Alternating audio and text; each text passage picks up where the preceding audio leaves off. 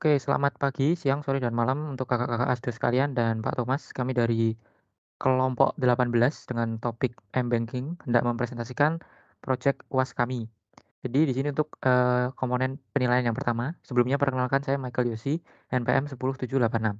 Jadi untuk komponen penilaian yang pertama, kami mengambil poin kedua, yaitu ada back-end system yang diakses ke Piranti Mobile menggunakan web API tetapi tidak di hosting.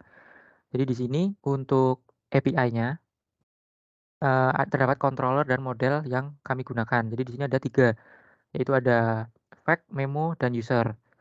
Begitu juga dengan modelnya. Jadi nanti untuk fact ini berisi tentang pertanyaan-pertanyaan yang biasa diajukan oleh user. Untuk memo ini untuk menambah memo, dan user ini untuk register. Itu untuk API-nya. Dan di Android Studio-nya kita membuat kelas API,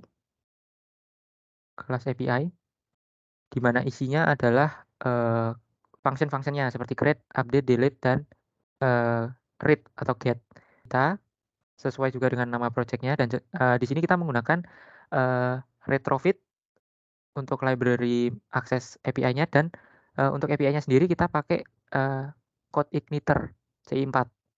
Itu dari rubrik penilaian yang pertama. Jadi di sini kita pakai web API tapi tidak di hosting. Lanjut ke poin yang kedua. Untuk poin kedua, kita ngambil yang kedua juga, yaitu ada fitur untuk registrasi bagi pengguna baru tapi tidak bisa mengirimkan email aktivasi. Jadi di sini nanti akan masuk di bagian register activity. Jadi di sini di register activity nantinya akan mengakses function yang ada di API-nya, yaitu create data user. Jadi nanti inputan-inputannya akan masuk ke function ini. Mungkin bisa kita demokan langsung. Kita register dengan nama tes UAS. Password 123, email,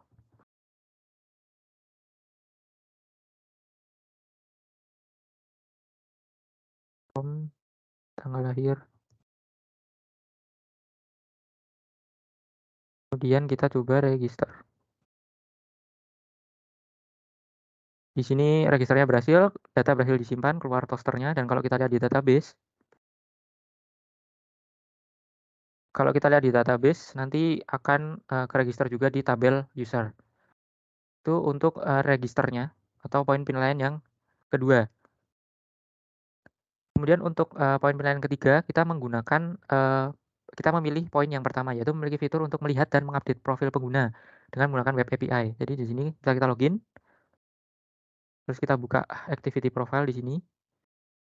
Ini ada data-datanya dari username, email, nomor telepon, sama tanggal lahir sesuai dengan yang sudah kita register tadi. Di sini ada edit, jadi kita bisa ngedit di sini. Misalkan username barunya UAS PBB, email barunya uaspbb@gmail.com, nomor HP-nya terserah, terus kemudian kita save. Maka di sini akan terupdate, begitu juga di bagian database-nya. Kita buka. Ya, ini akan terupdate. Nah, itu menggunakan API. Jadi kalau kita lihat di sini di controller user. Nah, itu kita punya function namanya update. Sebentar. Nah, ini di sini gunanya untuk update si data-datanya tadi, dan untuk di Visual Studio Code-nya, di Android Studio-nya, nanti akan masuk di edit profile activity. Di sini akan memanggil update data user. Itu untuk poin yang nomor 3, yaitu melihat dan mengupdate profil pengguna menggunakan web API. Begitu untuk nomor 1 dan 2 dan 3, selanjutnya akan dijelaskan oleh teman saya. Saya akan melanjutkan penjelasan dari teman saya. Sebelumnya perkenalkan, nama saya Riel Setiawan Piri dengan NPM 2007-10784. Nah, saya akan menjelaskan rubrik penilaian nomor 4, yaitu fitur CRUD. Kami sudah menyelesaikan 2 fitur CRUD, dapat dilihat di Android Studio-nya, yaitu fitur memo, seperti yang tertampil di sini. Ada detail memo, add memo, edit memo, dan lainnya. Kita langsung saja ke uji cobanya.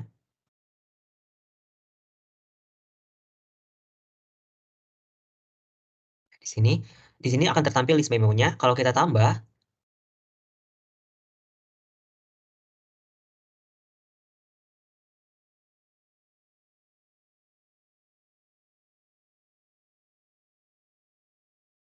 nah, maka list memonya akan tertambah dengan data yang tadi kita masukkan. Jika kita mencoba untuk mengedit data yang tadi kita buat,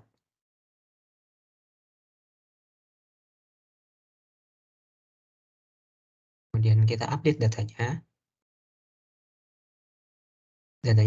sudah terupdate. Dan jika kita ingin menghapus, maka datanya akan terhapus dan akan hilang dari list memonya. Dan ini juga bisa kita cari memonya. Nah, ini untuk dari code igniternya. Di sini ada fungsi show, fungsi create, ada fungsi update, dan juga delete. Ya, oke. Berikutnya, kami membuat fitur CRUD FAQ atau bisa disebut dengan pertanyaan. Jadi, jika user memiliki pertanyaan ataupun melaporkan bug terkait aplikasinya, user bisa menggunakan fitur FAQ melalui tombol tanda tanya. Nah, ini jika kita menambahkan FAQ-nya,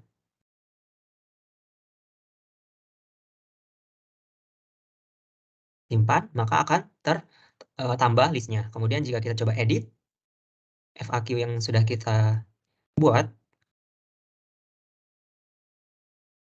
update, maka akan sudah terupdate. Dan jika kita coba hapus, FAQ atau pertanyaan kita juga akan terhapus. Itu untuk penilaian nomor 4. Ya, ini untuk code igniter ya, ada fungsi create, fungsi update, untuk update datanya, dan juga untuk fungsi delete-nya. Oke. Kita lanjut ke penilaian rubrik nomor 5. Di sini menggunakan library untuk mengakses web API dan berhasil. Di sini kami menggunakan retrofit untuk library API-nya, dapat dilihat di Gradle-nya. Jadi CRUD memo dan CRUD FAQ yang tadi kami buat itu kami gunakan retrofit untuk library-nya. Ya, bisa dilihat di sini. Nah, retrofit gitu. Dan berhasil. Kemudian, Kenalkan, nama saya Antoni Sriwardana dengan NPM 2007 10542. Di sini saya akan menjelaskan poin ke-6 yang bagian kedua, yaitu menggunakan library untuk membuat user interface yang lebih menarik, minimal 2, dan berhasil. Nah, pada poin tersebut, yaitu kami membuat Pantry Toaster dan roti. Untuk Pantry Toaster-nya, ketika login akan munculkan toasternya. Nah, itu untuk Pantry Toaster-nya. Kemudian untuk rotinya adalah gambar bergerak, animasi gambar. Itu untuk nomor 6.2.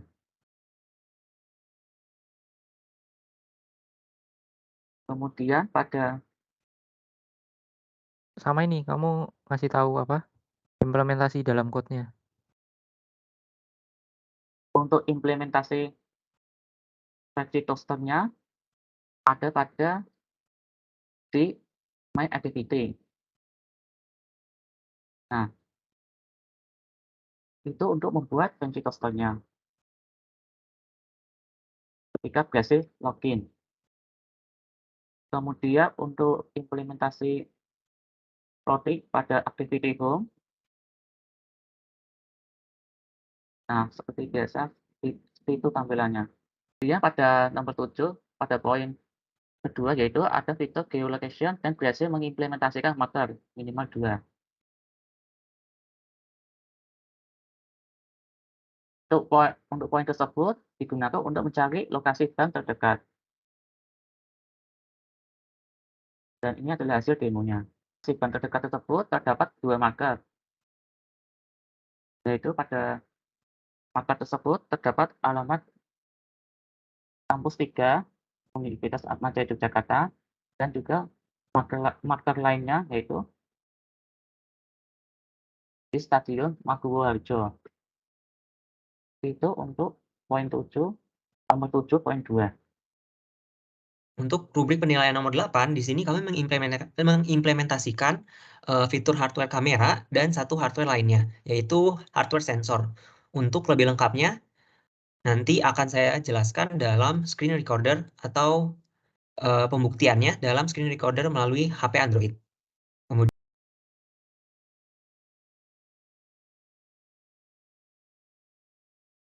nomor 9. Kita di sini nomor 9 yaitu unit testing mengambil poin pertama, yaitu implementasi unit testing lebih dari 3. Jadi untuk unit testing kita sendiri ada untuk format FAQ activity test, untuk memo juga ada untuk menambahkan memo, ada juga untuk login yaitu main activity test 2, dan yang keempat ada untuk register. Di sini saya akan mendemokan yang untuk login.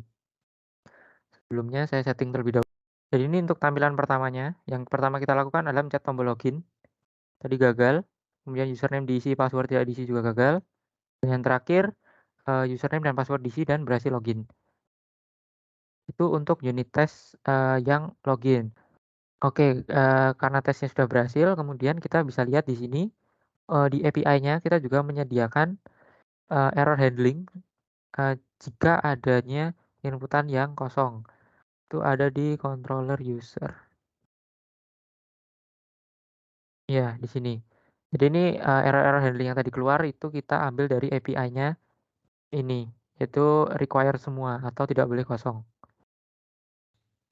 Berikutnya ada rubrik penilaian nomor 10, yaitu aplikasi sudah di-deploy di HP atau smartphone dan berhasil tanpa error dan sudah menjadi APK. Untuk pembuktiannya akan kami sertakan melalui screen recorder video dari HP Android.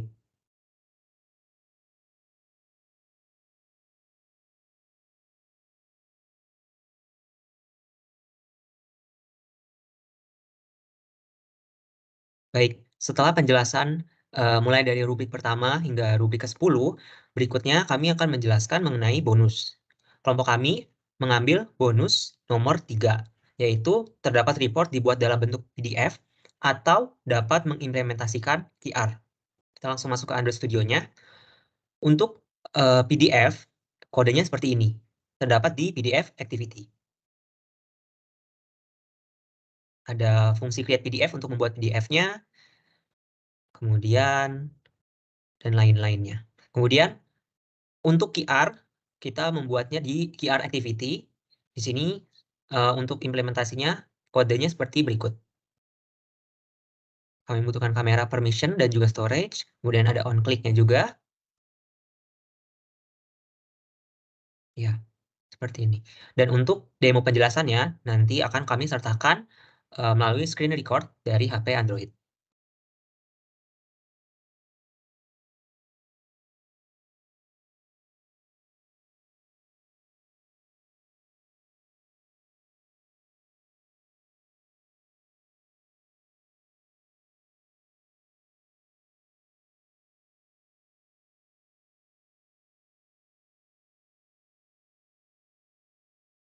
Oke, jadi untuk kesimpulan di sini saya akan mendemokan secara singkat alur program kita secara keseluruhan. Jadi ini tampilan pertama ketika masuki program ada di halaman login. Ketika belum memiliki akun, user bisa register. Yaitu di bawah sini, nanti akan diarahkan ke halaman register. Seperti yang sudah dicontohkan tadi. Kemudian di sini kasusnya kita udah punya akun, kita tinggal login. Kita ambil salah satu yang ada di database yaitu ini. Itu Zuru, username-nya, password-nya 399. Dan kita login. Di sini nampil fancy toaster dan juga Lottie atau library UI yang kita pakai yang sudah dijelaskan tadi. Di halaman home, kita bisa mencet lokasi bank terdekat, yaitu untuk geolocation. Ada 2 marker, juga sudah dijelaskan tadi. Kemudian di sini ada profile, yang isinya itu menunjukkan data-data sesuai database, username, emailnya apa, nomor teleponnya, dan tanggal lahir. Ada tombol edit di sini untuk update profile, ada tombol back untuk kembali, tombol logout di pojok kiri atas, dan di pojok kanan atas ini untuk hardware, yaitu kamera biasa, tapi sudah ditambahkan dengan sensor. Sensor untuk memindah dari kamera depan ke kamera belakang. Kemudian lanjut ke CRUD. Di bawah kanan sini ada tombol tanda tanya. Ini kalau dipencet akan mengarahkan ke CRUD yang pertama yaitu FAQ. Di sini kita bisa nambahin nge-read, update, delete, dan search. Sudah didemokan juga tadi. Dan CRUD yang kedua yaitu memo. Sama seperti FAQ bisa CRUD, create, read, update, delete, dan search. Itu untuk memo. Dan yang terakhir, di fragment terakhir di sini ada QR code. Di sini kita bisa nge-scan QR lewat kamera maupun import dari galeri. Seperti guided yang pernah kita buat sebelumnya. Itu untuk demo singkatnya dari program kami, dan untuk fitur-fitur lainnya seperti download PDF yang harus didemokan lewat HP nantinya akan ditampilkan lewat screen recorder. Sekian juga presentasi dari kami. Terima kasih.